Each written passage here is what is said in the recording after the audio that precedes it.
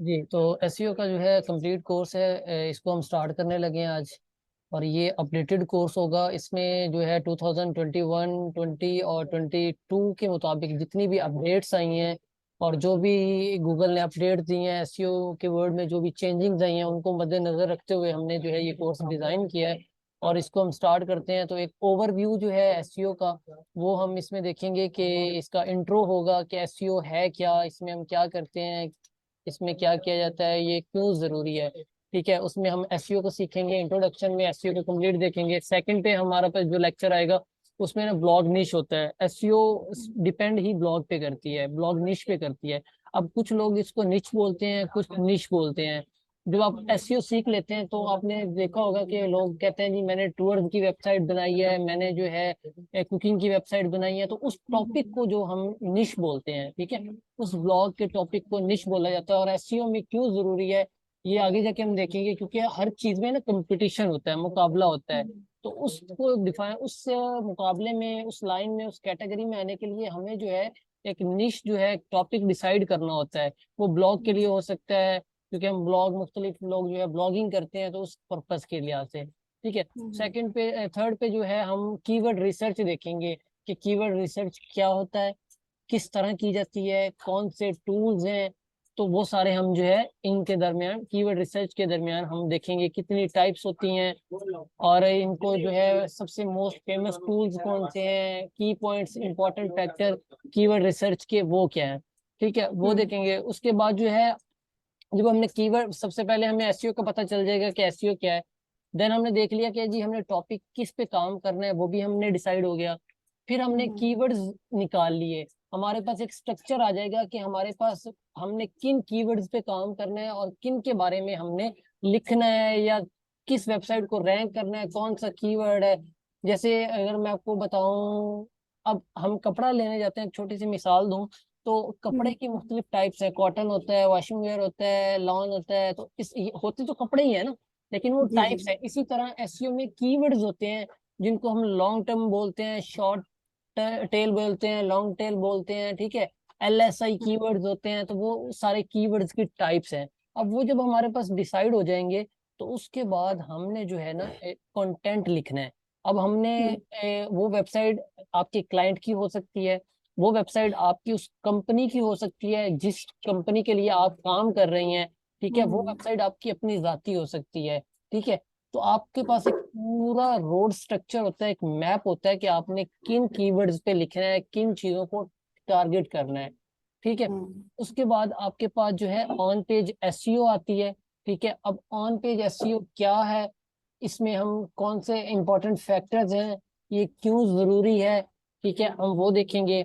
उसके बाद हम क्रॉलिंग पे जाएंगे कि वेबसाइट की क्रॉलिंग क्या होती है, इसको हम स्टडी करेंगे। फिर इंडेक्सिंग को देखेंगे, डोमेन स्ट्रक्चर क्या है, डोमेन की कितनी टाइप्स होती हैं। ठीक है, उन चीजों को हम देखेंगे। और उसके बाद हम ऑफ पेज एसईओ की तरफ आ जाएंगे। बेसिकली एसईओ की कितनी टाइप्स होती हैं वो भी हम पढ़ेंगे। फिर हम ऑफ पेज एसईओ में आ जाएंगे। अब ऑफ पेज एसईओ जो है ये एक कंप्लीट निश है। ठीक है, ये भी एक कंप्लीट स्किल है। इसके अंदर बहुत सी ऐसी कैटेगरीज आ जाती हैं जिन पे हम जो है उनमें से किसी दो तीन या पूरी ऑफ पेज एसईओ को हम सीख लें तो हमें पूरी एसईओ ना भी आती हो और हमें सिर्फ अगर ऑफ पेज एसईओ आती है तो हम ऑफ पेज एसईओ से बहुत अच्छा अर्न कर सकते हैं। मेरे पास एक रीसेंट जो है एग्जांपल है, रीसेंट स्टोरी है जो मैं आपके कोर्स के साथ, कोर्स में ही आपके साथ शेयर करूंगा। तो उस बंदे के पास, वो जहाँ रहता है वहां उसके पास इंटरनेट भी नहीं था, लेकिन उसने इस स्किल को सीखा और अब वो इस वक्त $70,000 पर मंथ सिर्फ ऑफ पेज एसईओ से कमा रहा है। सिर्फ ऑफ पेज एसईओ से $70,000 पर मंथ वो कमा रहा है इस ऑफ पेज एसईओ से। ठीक है, तो हमारे पास एसईओ के अंदर बहुत सी एग्जांपल्स हैं। तो वो भी with the passage of time हम जो है शेयर करते जाएंगे। और उसके बाद हमारे पास जो है टेक्निकल एसईओ आती है। ठीक है, तो टेक्निकल एसईओ को भी देखेंगे। तो ये हमारा जो है एक कोर्स का पूरा जो है ओवरव्यू था कि हम इस पूरे कोर्स में क्या सीखेंगे। अगर आपको मैं यहाँ दिखाऊं तो ये देखें, एसईओ क्या है, सेंटर में एसईओ है। उसके साथ आपके पास वेब है, एनालिसिस है, फिर structure, content, backlinks, indexing, ranking, traffic. ये पूरी एसईओ करने का मतलब जो है वो हमारा ये रैंकिंग और ट्रैफिक होता है। ये दो चीजें हमारी पूरी जो है इस कोर्स का निचोड़ होंगी। कोर्स को सीखने के बाद हम जब प्रैक्टिस करेंगे, हम इम्प्लीमेंट करेंगे, तो हमारा जो अल्टीमेट गोल होगा वो रैंकिंग और ट्रैफिक होगा। तो ये हम एसईओ का एक पूरा जो है ओवरव्यू है। ठीक है, तो नेक्स्ट स्लाइड पे चलते हैं। एसईओ बेसिकली है क्या? अगर मैं एसईओ को आपको बताऊं तो ये एक 3 वर्ड्स का जो है मजमूआ है। अगर आप देखें, पहला एस, दूसरा ई और तीसरा ओ है। ये एस मीन सर्च है, ई मीन इंजन है और ओ मीन ऑप्टिमाइजेशन है। Search engine optimisation is the process of improving the quality and quantity of the website traffic. जैसे मैंने आपको बताया, हमारा मकसद रैंकिंग और ट्रैफिक है, तो वही चीज quantity of website traffic to the website और a web page from search engine. ठीक है, SEO target unpaid traffic rather than direct traffic और पेड ट्रैफिक। अब ये मजमुआ है, इसमें वो बता रहा है कि एसईओ जो है वो एक कंप्लीट ऐसा प्रोसेस है जिसके जरिए हम वेबसाइट की क्वालिटी और क्वांटिटी, जो कि हमारी वेबसाइट पे ट्रैफिक की क्वालिटी और क्वांटिटी है, उसको इम्प्रूव कर सकते हैं सर्च इंजन के जरिए। एसईओ जो है वो एक ऐसा मेथड है जिसमें हमें खर्च नहीं करना पड़ता, पेड कोई मेथड इस्तेमाल नहीं करना पड़ेगा, पैसे नहीं देने पड़ेंगे ट्रैफिक लेने के लिए। अब ये जो जर्नल, आपको अगर आप इंटरनेट देखें और सर्च करें तो आपको ये डेफिनेशन तो वहां पे भी मिल जाएगी। ठीक है, एसईओ की डेफिनेशन सेम इसी तरह की मिलेगी। वर्ड्स चेंज हो सकते हैं लेकिन मकसद सारा यही है। तो अगर हम इस 3 वर्ड के मजमूए को समझें कि एसईओ है क्या, सर्च। अब सर्च से मुराद ये है कि आप गूगल पे जाने के बाद जो भी चीज गूगल पे जाके लिखते हैं, सर्च करते हैं, ढूंढते हैं, तलाश करते हैं, वो सर्च होता है। इंजन का मतलब क्या है कि वो प्लेटफॉर्म, वो जगह, वो वेबसाइट जो कि आपको ये फैसिलिटी देती है कि आप उसको यूज करते हुए कोई भी सर्च करें, कोई भी आइटम, कोई भी इंफॉर्मेशन ढूंढें अपने मकसद के लिए। वो प्लेटफॉर्म जो आपको फैसिलिटी दे रहा है वो इंजन है। और most important thing, optimisation. Optimisation का मतलब है कि आपने अपनी उस वेबसाइट को, वेब पेज को उस सर्च इंजन के मुताबिक, उस गूगल जो के सर्च इंजन है, वो कंपनी, वो वेबसाइट, उसके मुताबिक ऑप्टिमाइज करना, उसके रूल्स के मुताबिक उसकी सेटिंग करना जो कि उन्होंने डिफाइन किए हुए हैं। तो अगर मैं आपको एक ओवरव्यू बताऊं कि एसईओ है क्या, तो एसईओ एक ऐसी सेटिंग जो कि सर्च इंजन ने रिकमेंड की है, उसके मुताबिक अपनी वेबसाइट को सेट करना, रूल्स डिफाइन करना, सेटिंग करने का नाम एसईओ है। ठीक हो गया जी, ये एसईओ थी। ठीक है, अब उसके बाद एसईओ के ना अब रैंकिंग फैक्टर्स आते हैं। ठीक है, एसईओ के रैंकिंग फैक्टर्स कौन कौन से हैं? एक मिनट। एसईओ के जो रैंकिंग फैक्टर्स हैं उसमें अगर देखें तो प्रीसाइज डोमेन्स हैं, मोबाइल फ्रेंडली, स्कीमा मार्कअप है। ठीक है, ये कुछ ऐसे जो हैं टारगेट कीवर्ड्स, बैकलिंक, कंटेंट, ये सारी चीजें मिलके जो उन्होंने ना रैंकिंग फैक्टर्स बता दिए हैं कि अगर ये सारी सेटिंग्स आप अपनी वेबसाइट के अंदर करेंगे तो जो आपकी वेबसाइट है वो रैंक कर जाएगी, वो गूगल पे रैंक करेगी। हम उसको जो है पॉजिटिव मार्क्स देंगे, नंबर देंगे जैसे, और वो गूगल में टॉप पे आती जाएगी आपके उस कीवर्ड के अगेंस्ट। ठीक हो गया जी। अच्छा जी, उसके बाद अब उन्होंने कुछ गाइडलाइंस जो हैं वो दी हुई हैं यहाँ पे, गूगल की गाइडलाइंस जो हैं। ठीक है, तो वो इसका लिंक जो है डिस्क्रिप्शन में भी मिल जाएगा, मैं आपके साथ शेयर भी कर दूंगा। तो आपने वहां से इनकी गाइडलाइंस देख लेनी है। वैसे तो अगर तो मैं आपको बताता जाऊं तो गाइडलाइंस यही होंगी कि आपका कंटेंट जो है वो किस तरह का होना चाहिए, लोडिंग स्पीड क्या होनी चाहिए, टैग्स क्या है, सोशल मीडिया क्या है, मोबाइल फ्रेंडली क्या है, कीवर्ड्स क्या है, बैकलिंक्स क्या है। तो ये सारे जो है आपकी गाइडलाइंस, गूगल आपको बताएगा कि क्वालिटी गाइडलाइंस, कंटेंट, कीवर्ड्स आपने किस तरह लिखने हैं, वो सब कुछ है। ठीक है, अब गूगल जब बना था ये 19 में बना था, 96 में जाके। ठीक है, 1996 में गूगल जो है लॉन्च हुआ है। उसके बाद 2010 तक गूगल को जिन लोगों ने इस्तेमाल किया, जिनको बस कंटेंट का पता था, वो ऐसा करते थे कि अपना जो लिखते थे किसी भी टॉपिक पे, लिखने के बाद उसमें अपना कीवर्ड स्टफ कर देते थे, ऊपर नीचे वो लगाते जाते थे और वो जो है रैंक कर देते थे।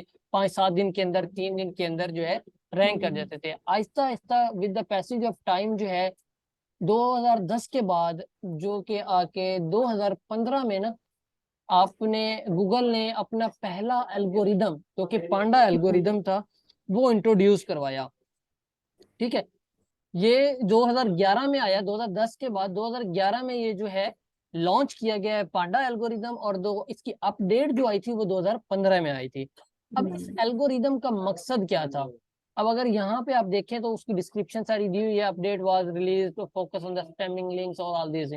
तो बेसिकली इसका मकसद पांडा एल्गोरिदम का ये था कि जितने भी लोगों ने गूगल को डॉच किया हुआ है, मतलब जिन्होंने बस कोई इंफॉर्मेशन सही नहीं दी हुई है और उन्होंने बस वैसे लिख के ऊपर कीवर्ड अपने डाल दिए हैं, कंटेंट में डाल दिए हैं, टाइटल में डाल के रैंक कर गए हैं और गूगल को चीट कर रहे हैं, उन वेबसाइट्स को हिट करना, उन वेबसाइट को निकालना, उन वेबसाइट की रैंकिंग को खत्म करना जो है कि ये इस अपडेट में, पांडा की अपडेट जो 2011 में आई थी उसमें ये जो है आके इन्होंने रिलीज की थी। और बहुत सी ऐसी साइट्स थी जिनको हिट भी हुआ था और जिनकी रैंकिंग का इशू भी बना था।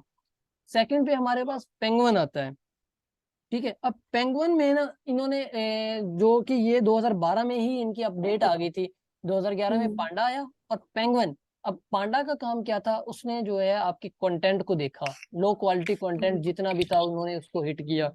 उसके बाद हमारे पास 2012 में ना पेंगुइन की अपडेट आई, पेंगुइन इस एल्गोरिदम का नाम दिया गया। ठीक है, और इसका मकसद लो क्वालिटी बैकलिंक्स था। ठीक है, स्पैमी बैकलिंक। ठीक है, इसमें जितने भी लोगों ने ना आओ देखा ना ताओ देखा, अब देखिए आप आपने कपड़ा लेना तो आप कपड़े वाली शॉप पे ही जाएंगे, शूज वाली पे नहीं जाएंगे। अब लोगों ने क्या किया हुआ था कि अगर क्लॉथ की वेबसाइट बनाई थी, कपड़े की वेबसाइट्स बनाई थी जहाँ पे वो कपड़े का बताते थे, तो बैकलिंक्स वो जो है वो फूड वाली वेबसाइट से ले लेते थे। तो इन्होंने जितनों ने भी अपनी बैकलिंक्स जो है, स्पैमी बैकलिंक्स थे जिन पे कोई टॉपिक रिलेटेड नहीं था, बस वैसे ही बैकलिंक्स ज्यादा से ज्यादा, ज्यादा से ज्यादा, ज्यादा से ज्यादा बनाए हुए थे, वो सारे जो है इसमें उनको हिट लगी थी और गूगल ने उनको जो है ब्लॉक कर दिया था। ठीक है, तो ये इस अपडेट में गूगल ने ये काम किया था कि जितने भी स्पैमिंग बैकलिंक्स वाली साइट थी उन सबको हिट लगी थी।